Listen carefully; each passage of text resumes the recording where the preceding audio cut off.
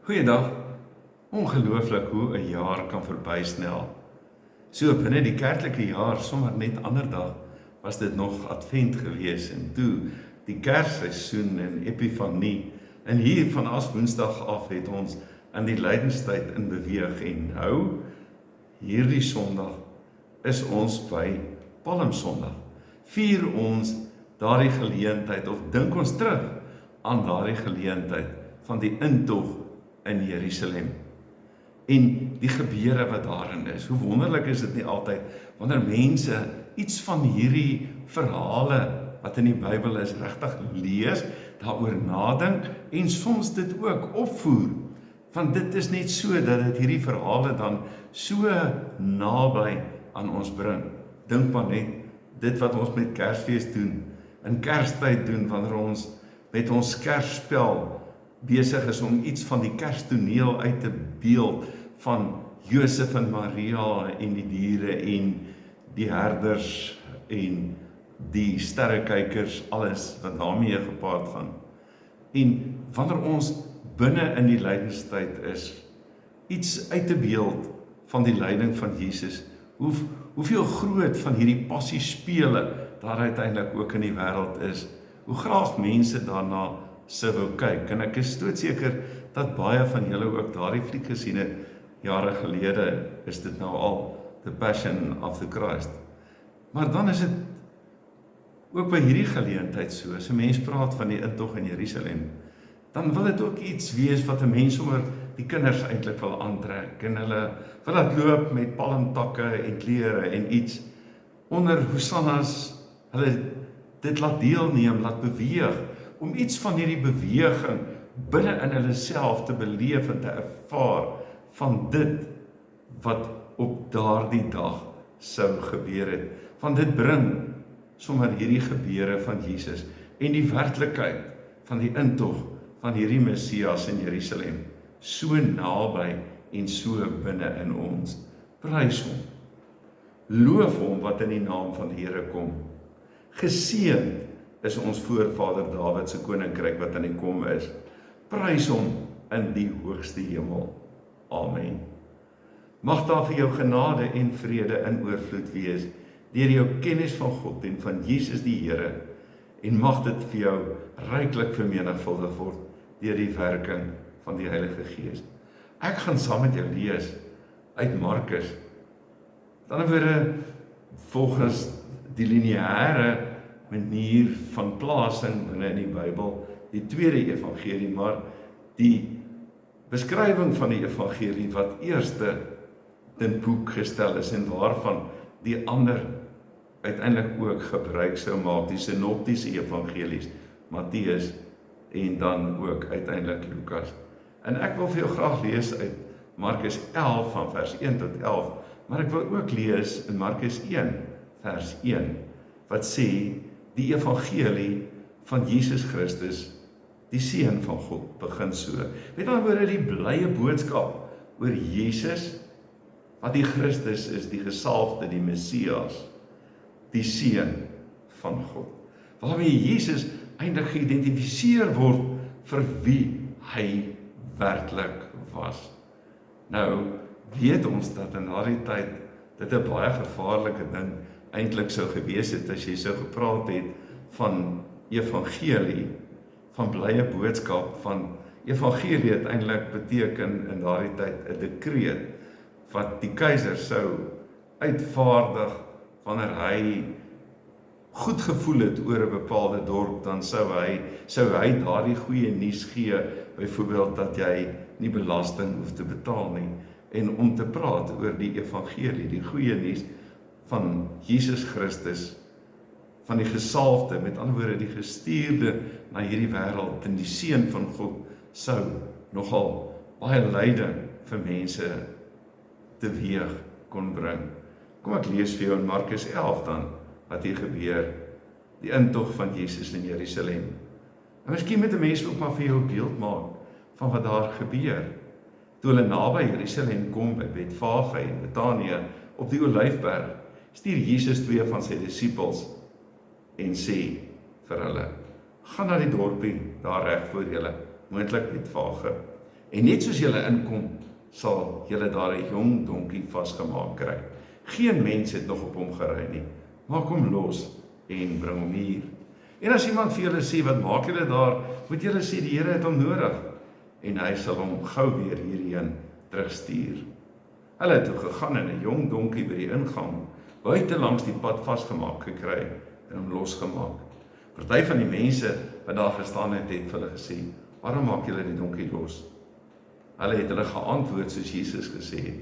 Daarna het die mense hulle laat begaan. Hulle bring toe die donkie na Jesus toe en sit van hulle klere op hom en Jesus het opgeklim.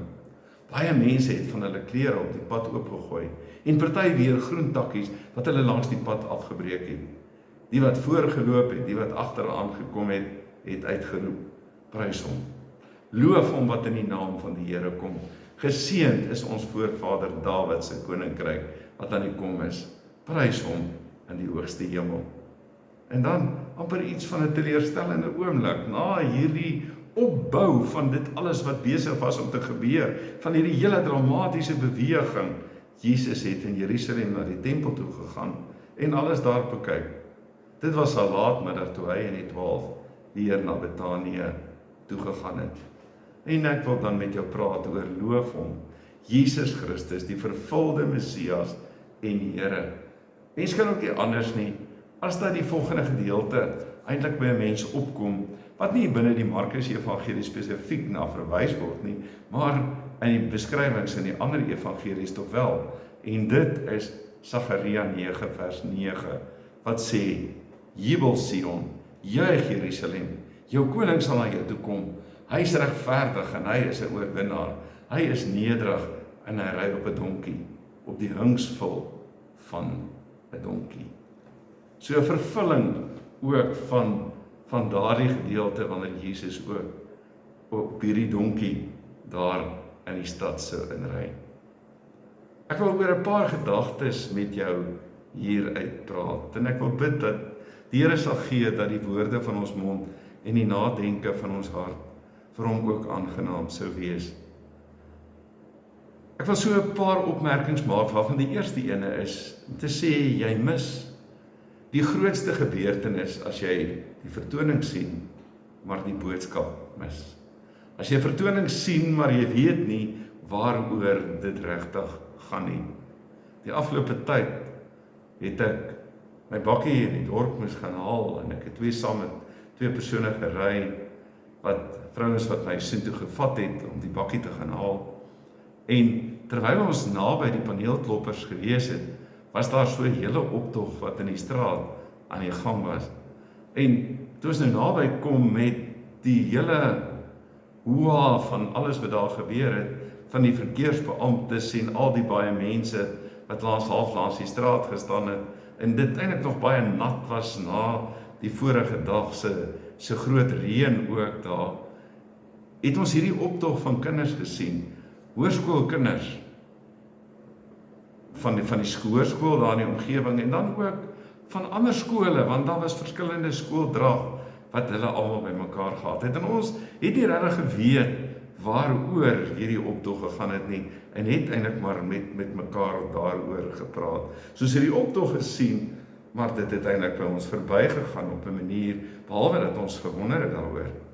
En dan, so 'n bietjie later in die dag, het ek iemand raakgeloop in 'n winkel, is een van die leerders van een van die skole, en vir die leerder gevra, nou, maar vertel 'n bietjie vir my, waaroor was daardie optog van julle vanoggend daar in die straat gewees? En sy het gesê, sy weet nie, hulle het eintlik maar net vir hulle gesê, hulle moet almal deelneem, dis een of ander standpunt wat gemaak moet word, en hulle moes nou maar saamloop, en so eintlik het dit 'n tipe van 'n sosiale ding gewees, wat eintlik nie veel beteken het vir die persoon nie, en die boodskap van waaroor dit eintlik gegaan het, het heeltemal verbygegaan. By 'n ander geleentheid, wat ek besef het, uiteindelik, oor hoe goed verkeerd kan loop, is, toe ek by 'n geleentheid gewees het, nog daar in Pretoria, by Touwtrek Park, by die aand, is so 'n groot geleentheid wat kanse hou vir survivors. En dis eintlik so die hele deurnag geleentheid. Maar as jy half onbewus was om presies te weet waaroor hierdie geleentheid gegaan het, en jy kom nie daarin om byvoorbeeld pannekoek te koop omdat daar pannekoekstalletjies en ander stalletjies is, of vetkoek te koop omdat dit daar beskikbaar is, en jy ry daarin en jy sou sien hierdie toneel wat hier rondom jou gebeur van mense wat besig is om 'n veld te stap in 'n atletiekklap, se mense wat besig is om te draf en 'n hele klomp lampies en goeders wat daar staan en vlaggies en tente wat mooi gedek is en al sulke tipe van ding, dan en jy het nie regtig navraag gedoen en regtig verstaan nie, dan sal dit maar net by jou verbygegaan het as sommer net 'n gewone geleentheid. Want beteken dat 'n mens dan die vertoning sien, so ek probeer sê, maar die boodskap van waaroor dit gegaan het daar, byvoorbeeld by Toutrekpark, die boodskap rondom dat kanker oorwin kan word, en dat mense dit vier, en dat hulle ook die mense vier wat nie meer saam met hulle daar is nie, wat ook dapper teen die stryd geveg het, of teen die siekte geveg het. So jy kan die boodskap mis.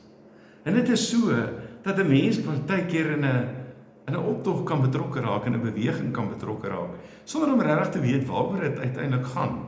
Jy word maar meer gesleer met dit.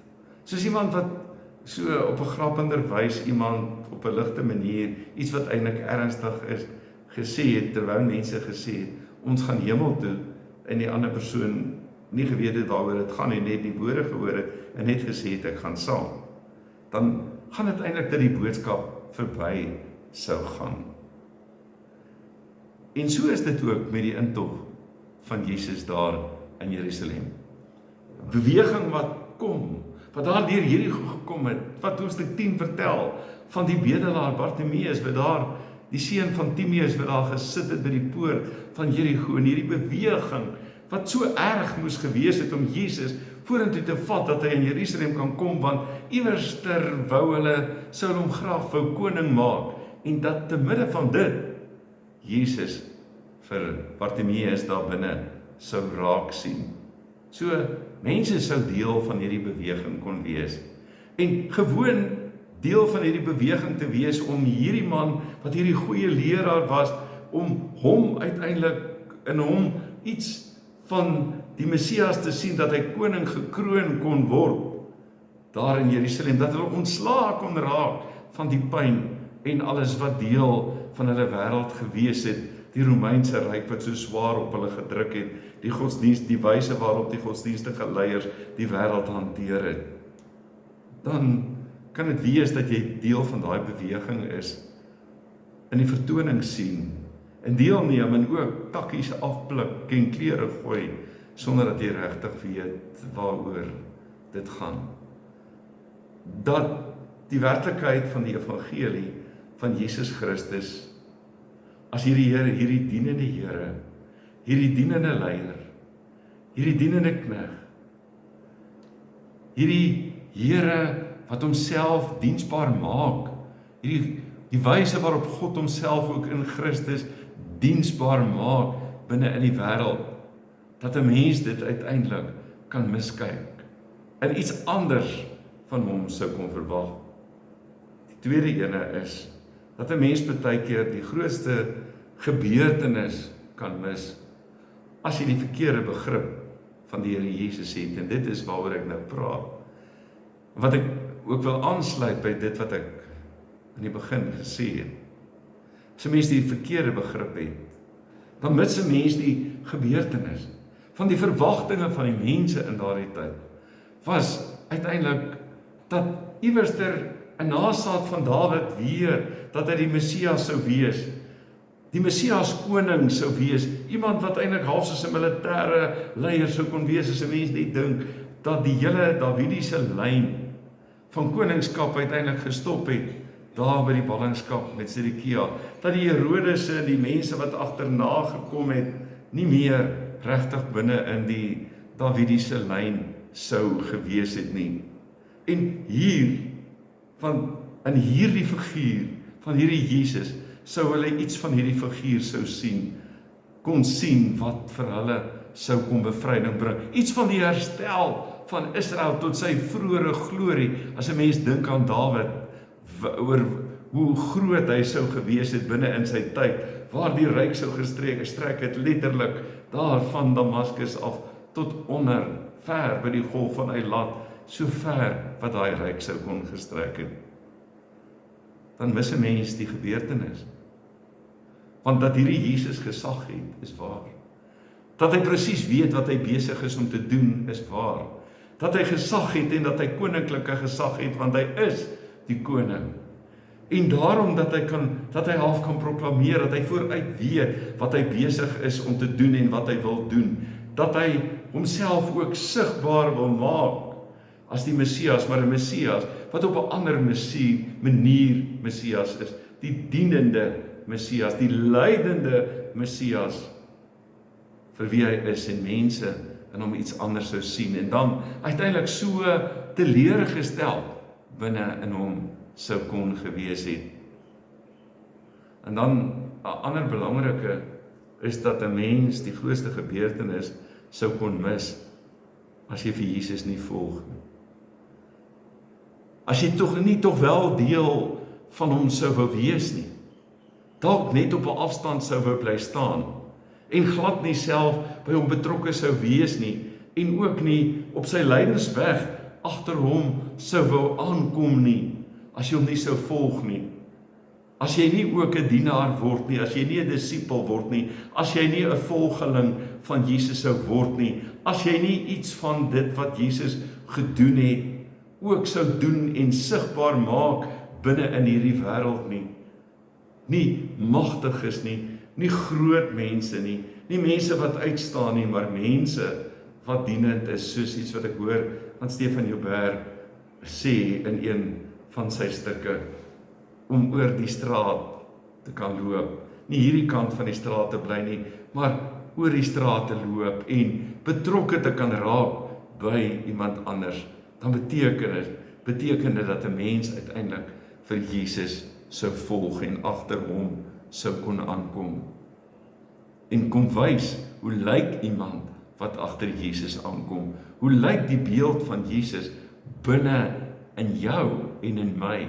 En sou iemand iets van hierdie Christus identiteit, wie sin ons is, binne in ons kon raak sien, wanneer ons regtig vir Jesus sou volg? Vir baie mense moes dit 'n groot teleurstelling gewees het op daardie dag, in terme van die verwagting wat hulle gehad het, wanneer hierdie optog so sou gaan, en so sou beweeg, iets van hierdie beeld van Sagaria 9, wat hulle in hulle koppe sou gehad het, wanneer hy op sy donkie is, en hy daardeur, of die geleende donkie, en daardeur beweeg, binne in die straat, en uiteindelik, dan stop hierdie optog eintlik ook maar net. Kom dit maar net heeltemal tot stilstand. En gaan Jesus in hierdie verhaal nie om daar die tempel by die geleentheid skoon te maak nie, maar sommer na die tempel toe te gaan, daar rond te kyk, en later in die middag uiteindelik terug te gaan Betanië toe. Hoe groot teleurstelling sou dit nie wees nie.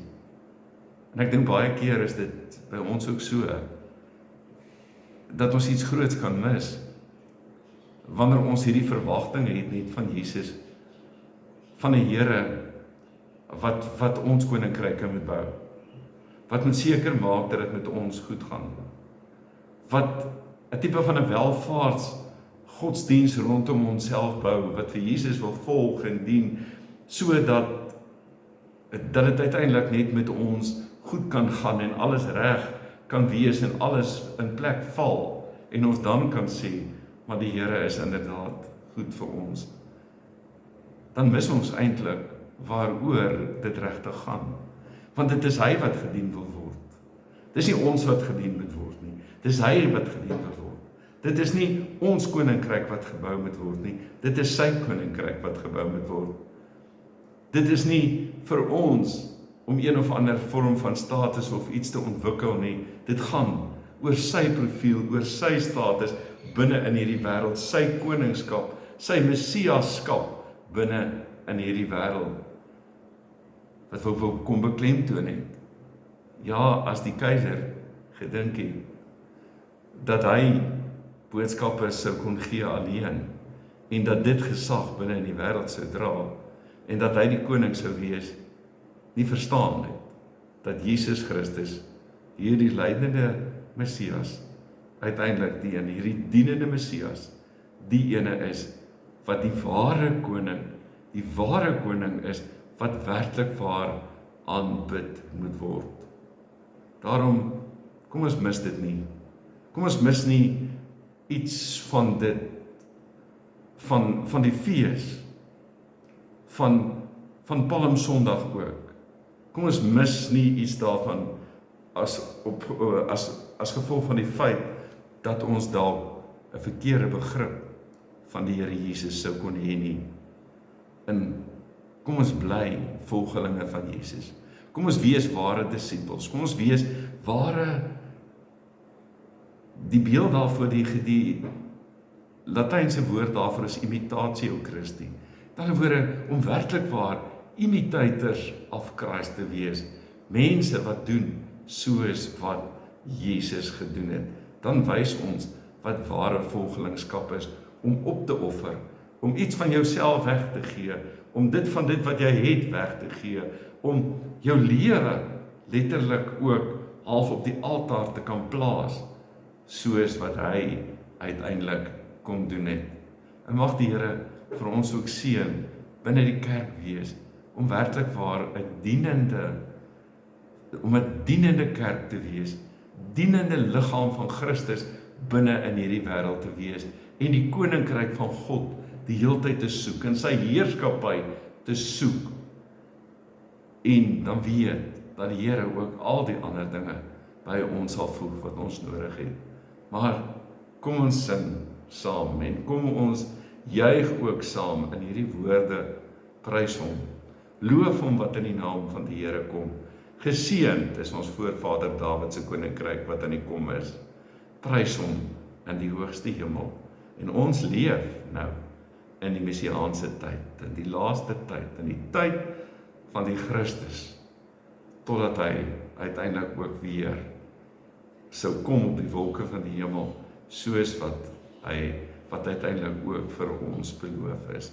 Terwyl ons ook weet dat hy deur sy gees by ons al die dae teenwoordig is tot aan die volleinding van die wêreld. Here, baie dankie dat ons u volgelinge kan wees. Dankie dat ons agter u kan aankom. Dankie dat ons eer en lof aan u kan gee. Help ons om die regte beeld te hê van wie u is, en die regte te ken, soos wat u woord hier ook openbaar, as hy wat ook bereid was om die gestalte van 'n slaaf aan te neem en ook verder gehoorsaam te wees aan die dood aan die kruis. Seën ons ook in hierdie groot lydensweek as ons ook nadink oor die pad wat u ook geloop het ter wille van ons. Help ons om dankbaar te wees en help ons, Here, om iets te vertoon van die liefde wat u ook vir die wêreld gehad het en steeds het. Amen. Die Here sal jou seën en jou beskerm. Die Here sal tot jou redding verskyn en jou genadig wees. Die Here sal jou gebede verhoor en hy sal aan jou sy vrede gee. Amen. Jy moet baie mooi bly in 'n geseënde Paastyd ook hê. Mooi bly.